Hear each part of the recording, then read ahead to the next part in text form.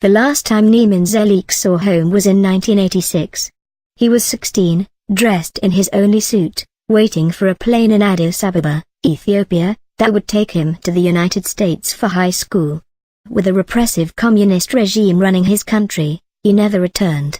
Instead, he settled in the Washington suburbs and remained there as the decades passed and the old dictatorship was replaced by a new one. He raised a family in Virginia and lost contact with relatives at home. Then in February, after 3 years of mounting unrest, Ethiopia's prime minister resigned. Abiy Ahmed, an outspoken 42-year-old reformer, took office. Since then, there has been a wave of stunning change.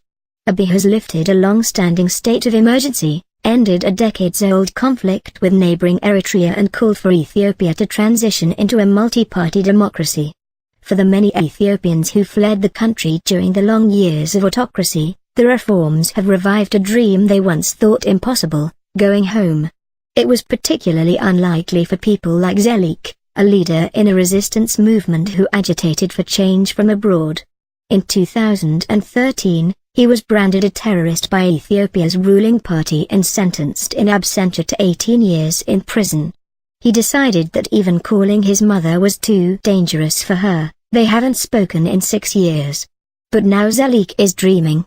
In August, he bought a plane ticket to Ethiopia, planning to surprise his mother, celebrate the Ethiopian New Year on September 11th and visit relatives he hasn't seen since he was a child. But after years as an activist, he is also clear-eyed about the challenges that lie ahead. Moves meant to expand political freedoms have also allowed old ethnic grievances to flare up, leading to a new spate of violence. The institutions that propped up the previous administration have been working to undermine Abiy's reforms. Even though they have lost power, we know they have money and guns, Zelik said.